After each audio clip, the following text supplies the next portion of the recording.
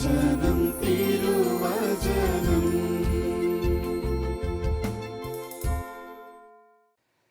പിതാവിൻ്റെയും പുത്രൻ്റെയും പരിശുദ്ധാത്മാവിൻ്റെയും നാമത്തിൽ ആമേൻ. പ്രിയപ്പെട്ട സഹോദരങ്ങളെ, പുതിയൊരു അഭിഷേകത്തിലേക്ക് നമുക്ക് കടന്നു വരാം. ഈ പുതിയ അഭിഷേകം നമുക്ക് നൽകുന്നത് പരിശുദ്ധാത്മാവാണ്. പരിശുദ്ധാത്മാവിന് നമുക്ക് ലഭിക്കുന്നത് വചനത്തിലൂടെയാണ്. ഈ വചനം തിരുവചനം എന്ന ശുശ്രൂഷയിലൂടെ നിങ്ങൾക്കെല്ലാവർക്കും പുതിയൊരു അഭിഷേകം ലഭിക്കട്ടെ എന്ന് ആത്മാർത്ഥമായിട്ട് ഞാൻ പ്രാർത്ഥിക്കുന്നു. ഇന്നത്തെ നമ്മുടെ ധ്യാന വിഷയം തിരഞ്ഞെടുക്കാൻ കാരണങ്ങളിലൊന്ന്, ബഹുമാന്യനായ എഴുത്തുകാരൻ നമ്മുടെ ഫാദർ ജോസഫ് വയലിനച്ചൻ എഴുതിയ കൊടുത്തുകൊണ്ട് സമ്പന്നരാകാം എന്ന ലേഖനമാണ്. കൊടുത്തുകൊണ്ട് സമ്പന്നരാകാം. ഒരുപക്ഷെ ഇന്നത്തെ ഒരു കാലഘട്ടത്തിൽ ഏറ്റവും കൂടുതൽ ചർച്ച ചെയ്യപ്പെട്ട ഒരു വിഷയമാണ് മറ്റുള്ളവർക്ക് കൊടുക്കുക, മറ്റുള്ളവരെ സഹായിക്കുക,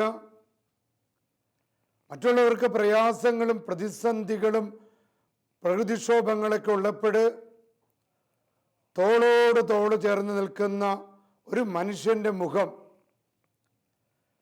അപ്പോൾ ഈ ഒരു സാഹചര്യത്തിൽ കൊടുത്തുകൊണ്ട് സമ്പന്നരാകാമെന്ന അച്ഛൻ്റെ ആ ലേഖനത്തിന് വലിയൊരു പ്രസക്തി കൈവരികയാണ്. സാധാരണഗതിയിൽ അച്ഛൻ പറയുകയാണ്, സാധാരണഗതിയിൽ കൊടുക്കുന്നവനാണ് ദരിദ്രനാകുന്നത്. അവൻ്റെ സമ്പത്തെടുത്ത് കൊടുക്കുന്നു. കിട്ടുന്നവൻ സമ്പന്നനാകുന്നു. എന്നാൽ ദൈവീക ഭാഷയിൽ കൊടുക്കുന്നവനാണ് കൂടുതൽ കൂടുതൽ ധനികനാകുന്നത്, കിട്ടുന്നവൻ ദരിദ്രനാകുന്നു. പഴയ നിയമത്തിൽ സുഭാഷിതങ്ങളിൽ നാം ഇപ്രകാരം വായിക്കുന്നു. അധ്യായം 11:24, നിങ്ങൾ ഉദാരമായി നൽകിയിട്ടും കൂടുതൽ കൂടുതൽ ധനികനാകുന്നു. എന്നാൽ നൽകേണ്ടത് പിടിച്ചു വെച്ചിട്ടും മറ്റുള്ളവർക്ക് കൊടുക്കേണ്ടത് പിടിച്ചു വെച്ചിട്ടും ഒരാൾ ദരിദ്രനായി തീരുന്നു. അതുകൊണ്ട് വചനം പറയുകയാണ്, നിങ്ങൾ ഉദാരമായി മറ്റുള്ളവർക്ക് നൽകുക.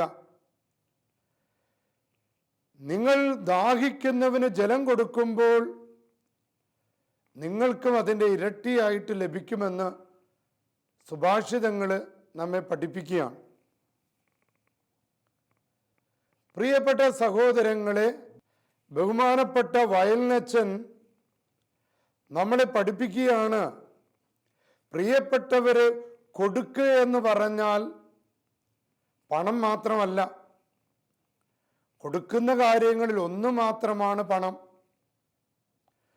നമ്മുടെ ജീവിതത്തിൽ നമുക്ക് എന്തൊക്കെ കൊടുക്കാൻ സാധിക്കും എന്ന് നമുക്ക് ധ്യാനിക്കാം.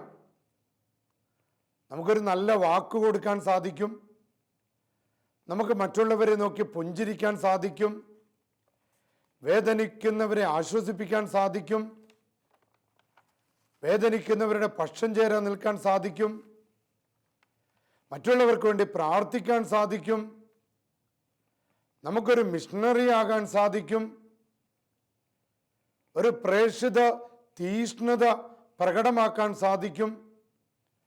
അങ്ങനെ നിരവധിയായ ഘടകങ്ങളാണ് നമ്മുടെ ജീവിതത്തിൽ നമുക്ക് മറ്റുള്ളവർക്ക് കൊടുക്കാൻ സാധിക്കുക. അപ്പം പണം മാത്രമല്ല, പണം കൊടുക്കുന്ന വസ്തുക്കളിൽ ഒന്ന് മാത്രമാണ് പണം. എനിക്കറിയുന്ന ഒരു വക്കീലുണ്ട്. ഇദ്ദേഹം തൻ്റെ പറമ്പിൽ കുറേ ഭാഗം പാവങ്ങൾക്ക് വേണ്ടി വീട് വെച്ചു കൊടുക്കാൻ വികാരി അച്ഛനെ ഏൽപ്പിച്ചു. ഞാൻ ആ വക്കീലിനെ കുറിച്ച് ഓർത്തു, ദൈവമേ, അദ്ദേഹത്തിൻ്റെ കുറേ പറമ്പ് നഷ്ടപ്പെട്ടല്ലോ. ഞാൻ വക്കീലിനെ കണ്ടപ്പോൾ ചോദിച്ചു, വക്കീലെ, കൊടുത്തു കഴിഞ്ഞപ്പോൾ നിങ്ങൾ കൂടുതൽ ദരിദ്രനായോ അതോ സാധാരണ പോലെയാണോ? അപ്പോൾ അദ്ദേഹം പറഞ്ഞു, അച്ഛാ, അത് കൊടുത്തു കഴിഞ്ഞപ്പോൾ മുമ്പെങ്ങുമില്ലാത്ത വിധത്തില് എൻ്റെ തൊഴിൽ മേഖല ശക്തി പ്രാപിക്കുകയും ഞാൻ കൂടുതൽ കൂടുതൽ ധനികനാകുന്ന ഒരവസ്ഥയാണ് എനിക്കുള്ളത്. ഞാൻ തിരുവനന്തപുരം മേഖലയിൽ ഒരു കൺവെൻഷൻ നടത്താൻ പോയി. കഴിഞ്ഞ വർഷം പ്രളയമുണ്ടായപ്പോൾ ആ പ്രളയക്കെടുതികളിൽ ആൾക്കാരെ രക്ഷിക്കാൻ തിരുവനന്തപുരം ഭാഗത്തുള്ള പാവപ്പെട്ട മത്സ്യത്തൊഴിലാളികൾ അവരുടെ വള്ളവും അവരുടെ യന്ത്രങ്ങളും പത്തനംതിട്ട ഭാഗങ്ങളിലൂടെ എല്ലാം പോയി അവരൊന്നും നോക്കാതെ തങ്ങളുടെ വള്ളങ്ങൾക്ക് കേടുപറ്റിയതോ തങ്ങളുടെ യമഹകൾക്ക് കേടുപറ്റിയതോ ഒന്നും പരിഗണിക്കാതെ അവരുടെ ഉപജീവന മാർഗം അവരവിടെ ഉപയോഗിച്ചു. ഞാൻ കൺവെൻഷൻ ചെന്നപ്പോൾ ആ ഭാഗത്തുള്ളവരോട് ഞാൻ ചോദിച്ചു, നിങ്ങൾക്ക് ഒരുപാട് നഷ്ടങ്ങളൊക്കെ സംഭവിച്ചല്ലോ, അപ്പം അത് നിങ്ങൾക്ക് എന്തെങ്കിലും കുറവുണ്ടായോ? അവര് സാക്ഷ്യപ്പെടുത്തുന്നത്, അച്ഛാ, ഞങ്ങൾക്കൊരു കുറവും ഉണ്ടായില്ല, ഞങ്ങൾക്കുണ്ടായ നഷ്ടത്തേക്കാൾ അധികം ദൈവം ഞങ്ങൾക്ക് പല രീതിയിൽ ദൈവം ഞങ്ങളെ സഹായിച്ചു. അപ്പോൾ ഈ ഒരു ദൈവശാസ്ത്രമാണ് കൊടുക്കുന്നതിലൂടെ സമ്പന്നരാകാം എന്ന ആ വാക്കുകളിലൂടെ നമുക്ക് പഠിക്കാൻ സാധിക്കുന്നത്.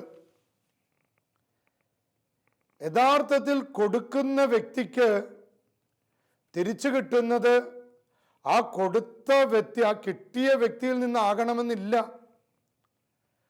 നേരെ മറിച്ച് മറ്റു പല മേഖലകളിൽ നിന്ന് അവർക്ക് കൃപകളും വരങ്ങളും അനുഗ്രഹങ്ങളും കിട്ടുന്നതായിട്ട് നമുക്ക് കാണുവാൻ സാധിക്കും. ലൂക്കായുടെ സുവിശേഷം 13-ാം അധ്യായം 1 മുതൽ 9 വരെയുള്ള വാക്യത്തിൽ മുന്തിരിച്ചെടികളുടെ ഇടയിൽ വളരുന്ന ഒരു അത്തിവൃക്ഷത്തിൻ്റെ കഥ പറയുന്നുണ്ട്. ഈ അത്തിവൃക്ഷം ഫലം പുറപ്പെടുവിക്കാനുള്ളതാണ്, അത് വെറുതെ വളരാനുള്ളതല്ല. വളരെ അനുഗ്രഹീതമായ ഒരു സ്ഥാനത്താണ് അത്തിവൃക്ഷം നിൽക്കുന്നത്. കാരണം മുന്തിരിച്ചെടികൾക്ക് ലഭിക്കുന്ന വളവും വെള്ളവും വെളിച്ചവും പരിഗണനയും എല്ലാം ഈ അത്തിവൃക്ഷത്തിന് ലഭിക്കുകയാണ്. പക്ഷേ വചനത്തിൽ നാം വായിക്കുന്നു, ആ അത്തിവൃക്ഷം ഫലം പുറപ്പെടുവിക്കുന്നില്ല. പ്രിയപ്പെട്ടവരെ, ഓരോ ക്രിസ്ത്യാനിയും ഈ ഒരു അത്തിവൃക്ഷത്തെ പോലെയാണോ എന്ന് ചിന്തിക്കണം. കാരണം ഫലം പുറപ്പെടുവിക്കാനുള്ള അനുഗ്രഹീതമായ സാഹചര്യമാണ് ഓരോ ക്രിസ്ത്യാനിക്കും ഉള്ളത്.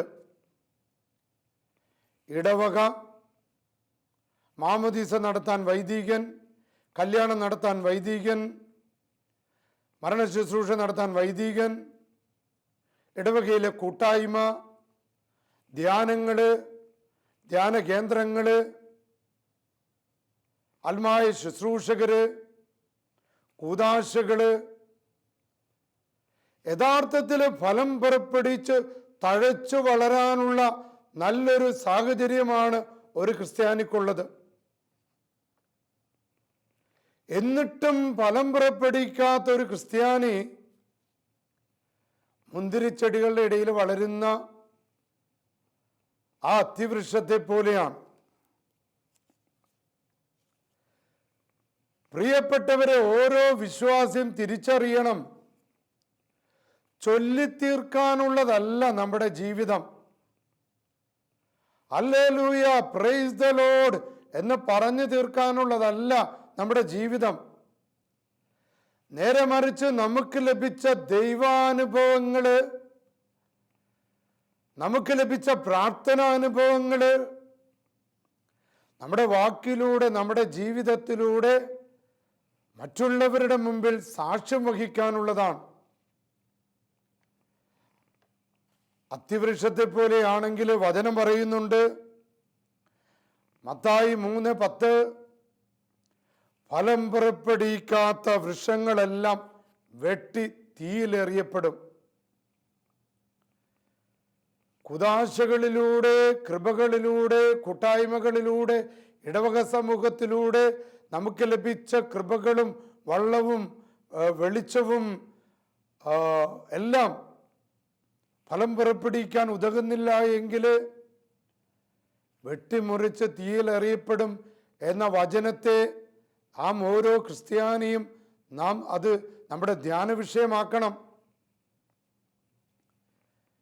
വയലിനച്ചൻ ആ ലേഖനത്തിൽ പറയുന്നുണ്ട്, ഈ ലോകത്ത് നമുക്ക് ആളുകളെ രണ്ടായിട്ട് തരംതിരിക്കാം. ഒന്ന്, മറ്റുള്ളവർക്ക് നൽകുന്നതിനേക്കാൾ ഇങ്ങോട്ട് കിട്ടണം എന്ന് ചിന്തിക്കുന്നവർ. രണ്ട്, മറ്റുള്ളവരിൽ നിന്ന് സ്വീകരിക്കുന്നതിനേക്കാൾ, മറ്റുള്ളവരിൽ നിന്ന് ഇങ്ങോട്ട് കിട്ടണമെന്നതിനേക്കാൾ അങ്ങോട്ട് കൊടുക്കണം എന്ന് ആഗ്രഹിക്കുന്ന മനുഷ്യർ. ഇപ്പൊ രണ്ട് തരം ജനവിഭാഗങ്ങളുണ്ട്. നാം ഇന്ന് ധ്യാനിക്കേണ്ടത് ഇതില് ഏതാണ് നാം ഓരോരുത്തരും കൊടുക്കുന്നതിനേക്കാൾ ഇങ്ങോട്ട് എല്ലാം കിട്ടണമെന്ന് ആഗ്രഹിക്കുന്നവരാണോ? അധികാരം, പേര്, പെരുമ, നല്ല വാക്കുകൾ. മറ്റുള്ളവർക്ക് കൊടുക്കുന്നതിൽ പിശുക്ക് കാണിക്കും, മറ്റുള്ളവരെ പ്രശംസിക്കുന്നതിൽ, മറ്റുള്ളവരുടെ കഴിവുകളെ അംഗീകരിക്കുന്നതിൽ. എൻ്റെ കഴിവുകൾ, എനിക്ക് പ്രശംസ കിട്ടണം, എനിക്ക് നല്ല വാക്ക് കിട്ടണം, എനിക്ക് പണം കിട്ടണം, ഈ ഒരു മനോഭാവമാണോ നമ്മുടേത്? നേരെ മറിച്ച് ഇങ്ങോട്ട് കിട്ടുന്നതിനേക്കാൾ അങ്ങോട്ട് കൊടുക്കാനുള്ള മനോഭാവമാണോ? ഇത് കത്തിയെരിയുന്ന ഒരു മെഴുകുതിരി പോലെയാണ്. ആ മെഴുകുതിരി ഇങ്ങനെ കത്തിച്ച് വെച്ചാൽ അതിനൊന്നും കിട്ടില്ല. നേരെ മറിച്ച് അത് ഉരുകി ഇല്ലാതായി അതിന് വെളിച്ചം മറ്റുള്ളവർക്ക് കൊടുക്കുന്നു. നമ്മുടെ കുടുംബങ്ങളിലെ അമ്മമാരെ കുറിച്ച് പറയും, അമ്മമാർ വീട്ടിലെ വിളക്കാണ്. അവർക്ക് ഇങ്ങോട്ടൊന്നും കിട്ടില്ല, ഒരു നല്ല വാക്കോ പരിഗണനയോ സ്നേഹമോ ഒരുപക്ഷെ തിരിച്ചു കിട്ടണമെന്നില്ല. പക്ഷെ വ്യവസ്ഥകളില്ലാതെ തങ്ങളുടെ ജീവിതം മറ്റുള്ളവർക്ക് കൊടുക്കുന്നവരാണ് നമ്മുടെ അമ്മമാര്. പ്രിയപ്പെട്ടവരെ, നാം ധ്യാനിക്കണം, ദാനമായി ലഭിച്ചതല്ലാതെ നമുക്ക് വേറെ എന്താണുള്ളത്? ഈ ലോകത്തിലേക്ക് നാം വന്നത് ഉടുതുണി പോലും ഇല്ലാതെയാണ്. നമുക്ക് ലഭിച്ചതെല്ലാം നമ്മുടെ കഴിവ് കൊണ്ടെന്നതിനേക്കാൾ ദാനമായി നമുക്ക് ലഭിച്ചതാണ്. 1 കൊരിന്ത്യർ 4:7 വിശുദ്ധ പൗലോസ്ലീഹ ചോദിക്കുന്ന ചോദ്യമാണ്. ദൈവം നൽകാത്തതായിട്ട് നിങ്ങൾക്ക് എന്താണ് നിങ്ങളുടെ കൈവശം ഉള്ളത്? യഥാർത്ഥത്തിൽ നമ്മുടെ ഓരോരുത്തരുടെയും കടമ, ഓരോ വിശ്വാസിയുടെ കടമ ഇങ്ങോട്ട് കിട്ടുന്നതിനേക്കാൾ അങ്ങോട്ട് കൊടുക്കാനുള്ള വലിയ ദൈവവിളിയാണ്. യഥാർത്ഥത്തിൽ നമ്മുടെ മാതൃക വേറെ ആരുമല്ല, ജീവൻ വരെ നൽകി മറ്റുള്ളവരെ സ്നേഹിച്ച ക്രിസ്തുവാണ്. ആ ഈശോയാണ് മറ്റുള്ളവർക്ക് കൊടുക്കാനുള്ള മനോഭാവത്തിന് നമ്മുടെ ഏറ്റവും വലിയ മാതൃക.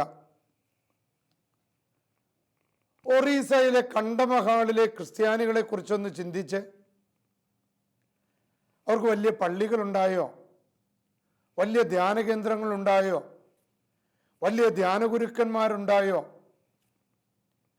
എന്നിട്ടും തങ്ങൾക്ക് ലഭിച്ച ആ ഒരു വിശ്വാസം, വളരെ ചെറിയ സാഹചര്യങ്ങളിലൂടെ ലഭിച്ച വിശ്വാസം, അതിനവർ സാക്ഷ്യം വഹിച്ച കാര്യം നാം ഇവിടെ ഓർക്കുന്നത് നല്ലതാണ്. നമുക്ക് വലിയ വലിയ ധ്യാനകേന്ദ്രങ്ങളുണ്ട്, വലിയ വലിയ പള്ളികളുണ്ട്, പ്രമുഖരായ ധ്യാനഗുരുക്കന്മാരുണ്ട്. എന്നിട്ടും എന്തേ നമുക്ക് ഫലം പുറപ്പെടുവിക്കാൻ സാധിക്കുന്നില്ല? ഒറീസയിലെ ക്രിസ്ത്യാനികള് 100, 60, 30 മേനി ഫലം പുറപ്പെടുവിക്കുമ്പോൾ നാം എത്ര മേനി ഫലം പുറപ്പെടുവിക്കുന്നുണ്ട് എന്ന് നമ്മുടെ ധ്യാന വിഷയമാക്കണം. ഞാനൊരു പുസ്തകം വായിച്ചു. ആ പുസ്തകം ബഹുമാനപ്പെട്ട ഫാദർ അഗസ്റ്റിൻ നടുവിലെ കുറ്റി എഴുതിയതാണ്. ആ പുസ്തകത്തിൻ്റെ പേര് പ്രാർത്ഥനകളും വെളിച്ചപ്പാടുകളും എന്നാണ്. ഞാനത് വായിച്ചപ്പോൾ അതിലെ ഒരു വൈദികൻ്റെ ഒരു ജീവിതം അതിൽ പരാമർശിക്കുന്നുണ്ട്. ആമുഖത്തിലാണതുള്ളത്. ക്യൂബയിലെ ഫാദർ ഗൊൺസാലോ റെഗാലാദു എന്നാണ് ആ വൈദികൻ്റെ പേര്. അദ്ദേഹമാണ് ആ പുസ്തകത്തിന് ആമുഖം എഴുതിയത്. അദ്ദേഹം തൻ്റെ ജീവിതം തന്നെ ഇങ്ങനെ പറയുന്നുണ്ട്: ഞാൻ ജനിച്ചു വളർന്നത് ക്യൂബയിലെ ഒരു ഗ്രാമത്തിലാണ്. വിശ്വാസം വളരാൻ യാതൊരു സാഹചര്യമില്ലാത്ത ഒരു കമ്മ്യൂണിസ്റ്റ് രാജ്യം. ഫിദൽ കാസ്ട്രോ അവിടുത്തെ പ്രസിഡന്റായി ചാർജ് എടുത്തതിൻ്റെ പിറ്റേ ദിവസം ഞാൻ പഠിച്ചുകൊണ്ടിരിക്കുന്ന സെമിനാരിയിലേക്ക് അദ്ദേഹം വന്നു. യുവാക്കളായ ഞങ്ങളെ നിരനിരയായി നിർത്തി. എന്നിട്ട് ഫിദൽ കാസ്ട്രോ പറഞ്ഞു, ഞാൻ നിങ്ങൾക്ക് 3 മാസം നൽകും.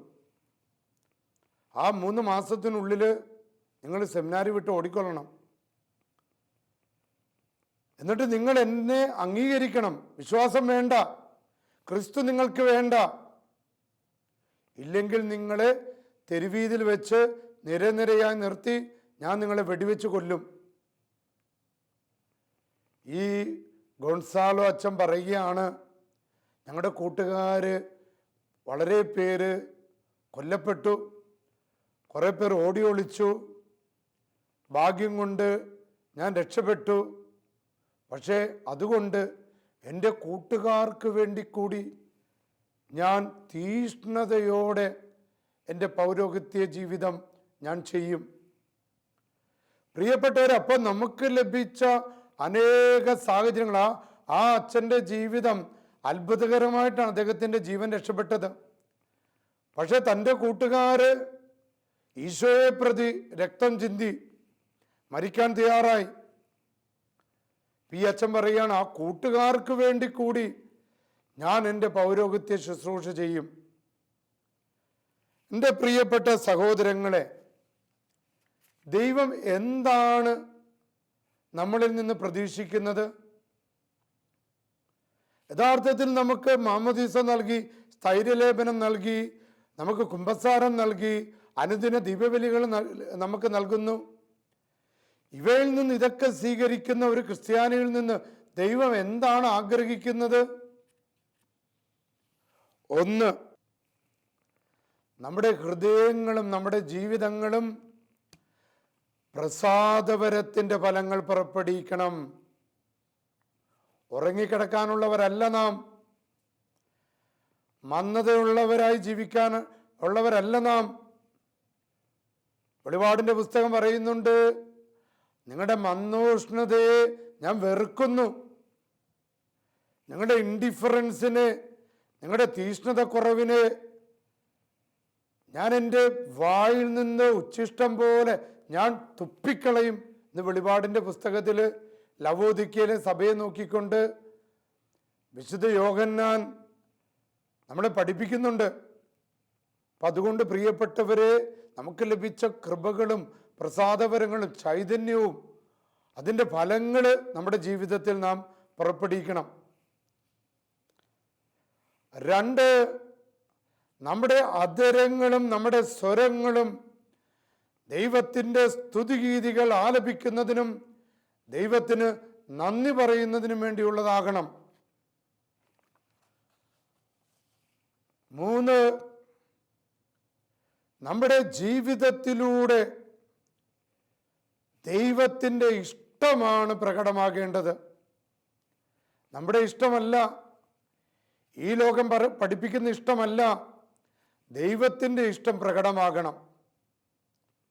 എന്താണ് ഈ ലോകത്ത് ദൈവത്തിൻ്റെ, ഈ ഒരു കാലഘട്ടത്തിൽ ദൈവത്തിൻ്റെ ഇഷ്ടം എന്താണെന്ന് നാം ചിന്തിച്ചിട്ടുണ്ടോ? ഫ്രാൻസിസ് പാപ്പ നമ്മെ പഠിപ്പിക്കുന്നത് 2019 ഒക്ടോബർ മാസത്തെ അസാധാരണ പ്രേക്ഷിത മാസമായി ആചരിക്കാൻ ഫ്രാൻസിസ് പാപ്പ പഠിപ്പിക്കുക. അതായത് നമുക്ക് ലഭിച്ച വിശ്വാസ തീഷ്ണത, വിശ്വാസ വെളിച്ചം നമ്മളിൽ കെട്ടുപോകാനുള്ളതല്ല. ഈ അസാധാരണ പ്രേക്ഷിത മാസത്തിൽ ഒരിക്കൽ കൂടെ നാം ഓരോരുത്തരും പ്രേക്ഷിതരായി തീരണമെന്ന് ഫ്രാൻസിസ് പാപ്പ നമ്മളെ പഠിപ്പിക്കുക. അതായത് നമുക്ക് ലഭിച്ച കഴിവുകളും നമുക്ക് ലഭിച്ച അനുഗ്രഹങ്ങളും ഉപയോഗിച്ച് നന്മ ചെയ്തുകൊണ്ട് ദൈവത്തിന് നാം സാക്ഷ്യം നൽകണം. അപ്പം മിഷൻ തീഷ്ണതയുള്ളവരാകണം. മിഷൻ തീഷ്ണതയുള്ളവരാകുക എന്ന് പറഞ്ഞാൽ ഹൃദയത്തിൽ സുവിശേഷത്തിൻ്റെ അഗ്നിയുള്ളവരാകണമെന്ന് ഫ്രാൻസിസ് പാപ്പ ആഹ്വാനം ചെയ്യുകയാണ്. സ്വയം ജ്വലിക്കാനും മറ്റുള്ളവരെ ജ്വലിപ്പിക്കാനുമുള്ളവരാണ് മിഷൻ തീഷ്ണതയുള്ളവര്. ഒരിക്കലൊരു വൈദികൻ തിടുക്കത്തിൽ യാത്ര പുറപ്പെടുക. അപ്പോൾ ഒരു യുവാവ് ചോദിച്ചു, അച്ഛൻ എങ്ങോട്ട് പോവുകയാണ്? ഉടനെ പറഞ്ഞു, ഇതാ ഇന്ന സ്ഥലത്ത് നരഭോജികളായ കുറേ ആൾക്കാരുണ്ട്, അവരെ ഞാൻ മാനസാന്തരപ്പെടുത്താൻ പോവുകയാണ്. അപ്പോൾ അച്ഛൻ ഇത്ര തിടുക്കത്തിൽ പോകാൻ കാരണം എന്താ? അപ്പോൾ പറഞ്ഞു, ഇതിനു മുൻപ് ഞാൻ പോയി, ഞാനും എൻ്റെ ഒരു കൂട്ടുകാരൻ അച്ഛനും കൂടിയാണ് പോയത്. അവിടെ വെച്ച് ഞങ്ങൾ രണ്ടും പേരെ നരഭോജികൾ പിടിച്ചു. എൻ്റെ കൂട്ടുകാരനെ അവർ തിന്നു. എനിക്കന്ന് രോഗം ബാധിച്ചത് കൊണ്ട് എന്നെ അവർ ഉപേക്ഷിച്ചു. ഇപ്പോൾ എനിക്ക് ആരോഗ്യമൊക്കെ റെഡിയായി. ഞാൻ വീണ്ടും അവിടെ പോയില്ലെങ്കിൽ ആര് ക്രിസ്തുവിനെ അവർക്ക് കൊടുക്കും? ആ ആത്മാക്കളെ ആര് രക്ഷിക്കും? ഇതാണ് മിഷൻ തീഷ്ണത. സുവിശേഷ പ്രഘോഷണം, സുവിശേഷം മറ്റുള്ളവർക്ക് കൊടുക്കല് വേറെ ആരോ ചെയ്യേണ്ട ജോലിയാണ് എന്ന് ആര് കരുതരുത്. മർക്കോസ് 16:15 നമ്മളെ പഠിപ്പിക്കുന്നു, നിങ്ങൾ ലോകമെങ്ങും പോയി സുവിശേഷം പ്രഘോഷിക്കുവിൻ. അപ്പൊ നമുക്ക് ലഭിച്ച സുവിശേഷം, നമുക്ക് ലഭിച്ച അഗ്നിയുടെ സ്നാനം, പരിശുദ്ധാത്മാവിൻ്റെ ആ സ്നാനം നമ്മളിൽ കത്തി ജ്വലിച്ച് അത് മറ്റുള്ളവർക്ക് കൊടുക്കാൻ നമുക്ക് സാധിക്കണം. ഇന്ന് ഈ ലോകം ആഗ്രഹിക്കുന്നത് നമുക്ക് ലഭിച്ച ദൈവാനുഭവത്തിന് നാം സാക്ഷികളാകാൻ വേണ്ടിയാ. ഉറക്കെ പ്രസംഗിക്കാൻ മാത്രമല്ല, ഉറക്കെ പ്രസംഗിക്കാനുള്ള വിളിയല്ല, നേരെ മറിച്ച് നമുക്ക് ലഭിച്ച ദൈവാനുഭവത്തെ മറ്റുള്ളവർക്ക് കൊടുക്കാനുള്ള വലിയൊരു വിളിയാണ്. അപ്പോൾ പ്രിയപ്പെട്ടവരെ, അങ്ങനെ കൊടുത്തുകൊണ്ട് ആത്മാക്കളെ രക്ഷിച്ചുകൊണ്ട് ദൈവത്തിൻ്റെ ദൃഷ്ടിയിൽ നമുക്ക് സമ്പന്നരായി ജീവിക്കാം. കർത്താവായ ഈശോയെ, ഇതാ ഒരു മിഷൻ കാലഘട്ടമാണ്, വെല്ലുവിളികളുടെ ഒരു കാലഘട്ടമാണ്. കർത്താവ്, ഞങ്ങൾക്ക് ലഭിച്ച പ്രസാദവരത്തിൽ ചൈതന്യത്തിൽ ജീവിക്കാൻ ഞങ്ങളെ അവിടുന്ന് ശക്തിപ്പെടുത്തണമേ. ഈ ശുശ്രൂഷയിലൂടെ വളരെ പ്രത്യേകമാം വിധം ഓരോ കുടുംബത്തിനും രക്ഷ ലഭിക്കട്ടെ, തീഷ്ണത ലഭിക്കട്ടെ, പരിശുദ്ധാത്മാവിന് ലഭിക്കട്ടെ. പിതാവിൻ്റെയും പുത്രൻ്റെയും പരിശുദ്ധാത്മാവിൻ്റെയും നാമത്തിൽ ആമേൻ.